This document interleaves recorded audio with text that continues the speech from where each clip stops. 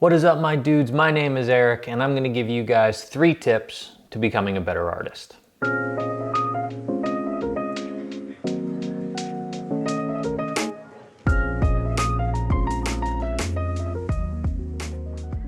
All right, friends, welcome back. Thank you for joining me for another video. This one's gonna be a little bit different in format because I understand the coronavirus is going on. People are locked inside. Folks are a little bit freaking out about what to do with their children, and maybe you want to teach your child about art, about design, about all kinds of things.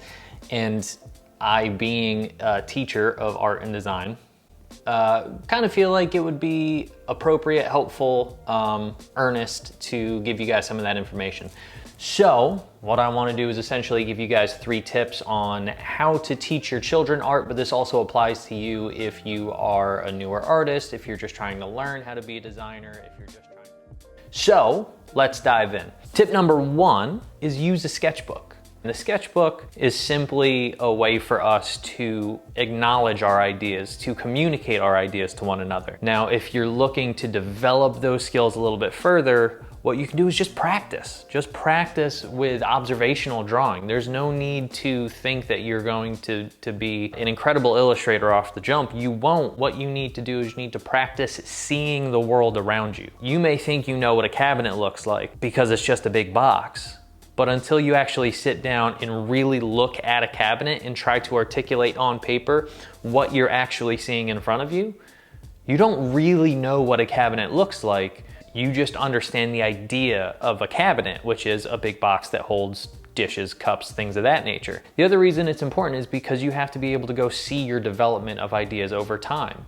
If I come back to a sketchbook, which I sometimes do, go back to my old sketchbooks, just because sometimes there were really good ideas in there that I didn't articulate well at the time, or I didn't have the means to create. But now looking back, I'm like, oh, that concept was kind of cool. Maybe I should do that now. Tip number 2. Utilize the principles and elements of design. For those of you who don't know what the principles and elements of design are, they are essentially the tools by which we create all visual objects. My general rule of thumb is pick one element and pick one principle, full stop. I'm gonna put up on the screen a few things that I've done recently. These are all things that I've done this year. First up is this blue wave cabinet, which I haven't even posted on YouTube yet, which I will do soon. But this cabinet is, it's just a big rectangle. There's nothing special about the form itself, but my goal with this was to play with a couple of different principles of design, 1 being movement, 2 being texture. And the elements of design that I'm playing with here are very clearly color. And you could make the argument for line, because the clear lines, those peaks on all of those tops are what is creating the movement. So it ended up being a quasi-interesting piece. I think it was fairly successful, but it was an experiment. The next one I want to look at, you have seen, or if you haven't seen, you can go watch this video on, is this termite wall shelf. Now this is an interesting exploration because I didn't have a plan when I went into this piece. This actually was a piece of wood that came out of a carving I did last summer. But what I ended up doing was clearly manipulating the lines on here, so you have this repetition of line from left to right on the face. There's nothing easy about this piece. It's not settling, it's a little bit tense, and I think that's why it's successful. And then of course having the person off to the side, this android figure kind of sitting over the edge of the world, creating this asymmetry, which I think does the piece well. And then the last one I want to look at that I've done recently is this walking box. This is a very simple piece. I just went into this build exercise with a few friends, having no real idea of what I was going to make. I started off deciding I was going to make a box, and then I just asked the question, what can I do with this box to make it more interesting? Because it was just a box and it didn't excite me at all. And so that actually bleeds well into tip number 3, which is allow yourself to be curious. This box was really just a question of, I had a box And then I thought, what could I do to make it interesting to me? How can I make this a thing that I want to see in my home? But it's not complicated, it's a box. And then I put some legs on it, and it's a way more interesting box than it was before, full stop. That's all that matters. It doesn't matter to me if it's really successful as an item or if it's just an exploration, because either way, I ended up accomplishing the thing I wanted to do, which was to make a box more interesting. So that being said, it's fairly easy to find the questions that you think are interesting and ask them. More of a challenge is figuring out how to get another person to ask a question that excites them. That's the tricky part. So what I want to look at real quick is some of my middle school work. My 6th grade prompt is container. So the idea with that is they have a limitation in that they have to make an object that contains another object, but it's open-ended enough where they can explore and just play and make a thing happen. So this piece is a great example. It's not just a box. It's got a different shape. It's kind of a trapezoid, rhombus, whatever you want to call that. I am not a geometrical mathematician. That's a phrase. I promise you that's a phrase.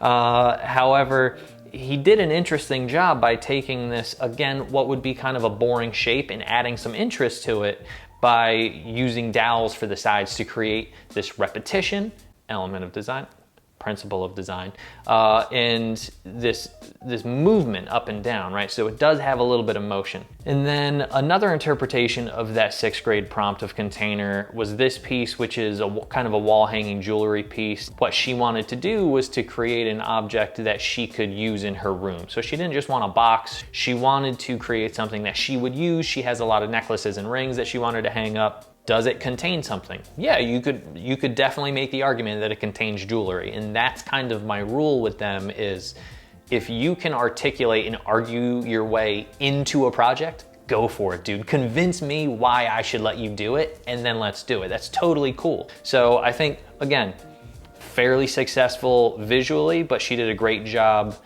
being clever with working within the prompt that I give them. And that's really the thing I'm trying to get them to do, is just think outside the box, if you will.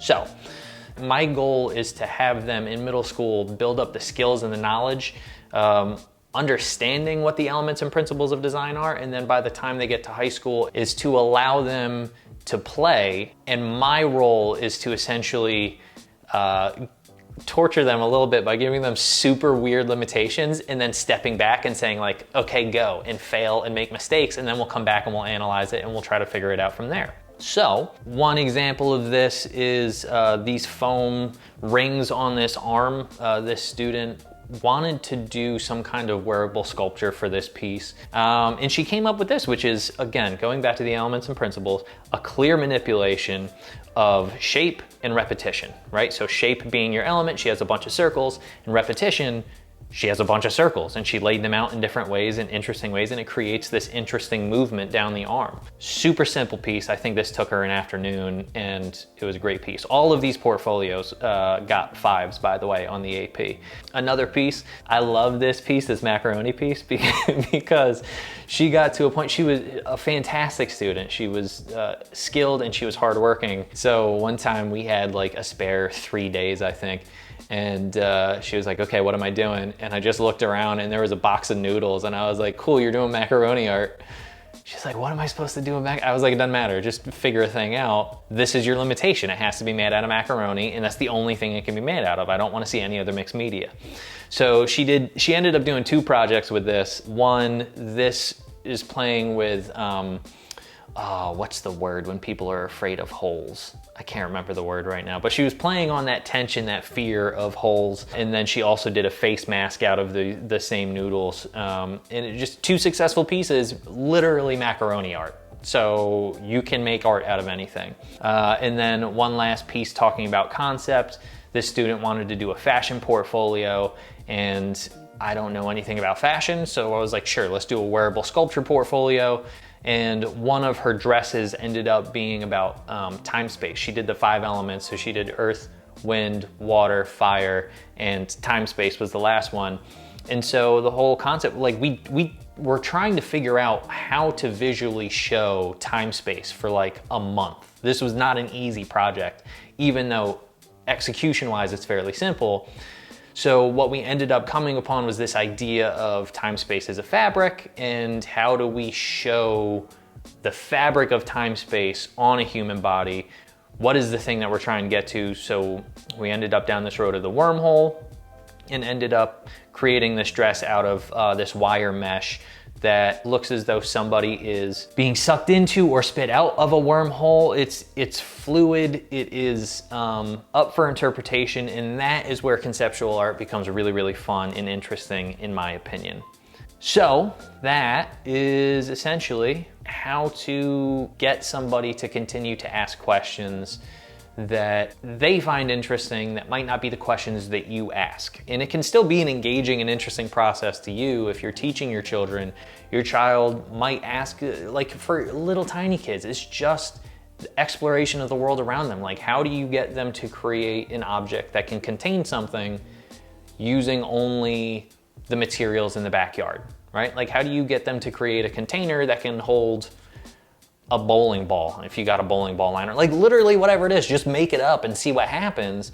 Just, the point is just go play, dudes. Like, it doesn't, none of it matters. None of it, it doesn't matter what you make, it only matters that you make, and you will accidentally get better as you continue to do it. So go do that. Friends, I hope this was helpful for you. This is something I'm gonna try to do in fairly quick succession over the next days and weeks, given the situation that we're all in right now. So if you have ideas for projects, let me know in the comments below. You can leave your questions, comments, and conspiracy theories down there. This was just kind of an overview, so I hope it was helpful. And friends, I will talk to you in the next video. Until then, be good, be safe, wash your hands, and I'll catch you on the flip. Peace.